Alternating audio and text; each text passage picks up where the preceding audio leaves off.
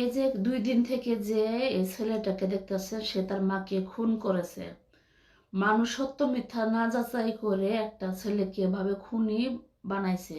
আসলেই তার বাসায় ভাড়াটিয়া যে ছিল, তার জায়গা সম্পত্তি লোভেই এই ওই তার মাকে মারছে। এবং তার উপর পুরা ঘটনাটা বলা হয়েছে যে ছেলে মাকে মারছে 500 টাকা বদলে। তার একটা সম্পর্ক ছিল, সে তার মার কাছ থেকে 500 টাকা চাইছিল, দেয় নাই বলে সে মারছে।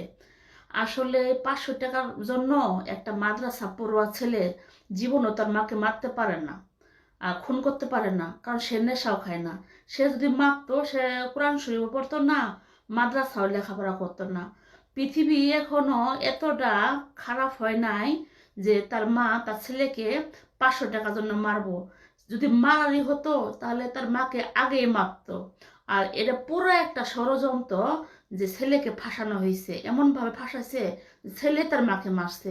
আসলে আজকে যে নিউজটা দেখা হয়েছে, এই নিউজে পুরাটাই আছে কেমনে করে তার যে ভাড়াটিয়ারা তার মাকে মারছে এবং ছেলের উপর চাপ ফেলেছে। কারণ সকালবেলা মার সাথে একটু ঝগড়া বিবাদ হয়েছে, যাতে মানুষে বুঝতে পারে তার ছেলে তার মাকে মারছে। আসলে ঘটনাটা হচ্ছে এমন এমন অহরহর ঘটনা আছে যে মায়েরে নিজের মানুষের নামই ফেলাই দেয়, সে খুন করছে।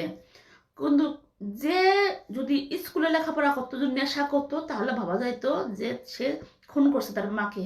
যেহেতু এই ছেলেটা মাদ্রাসায় পড়ে, তাহলে অসম্ভব এই ছেলে তার মাকে খুন করছে।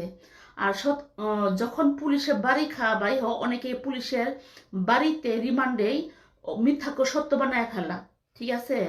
আর আজকে যে খবর, এ ছেলে মারে নাই, হুদাহুদি অনেক মানুষ, সারা বিশ্বের মানুষ এই ছেলেটাকে একটা খুনি বলে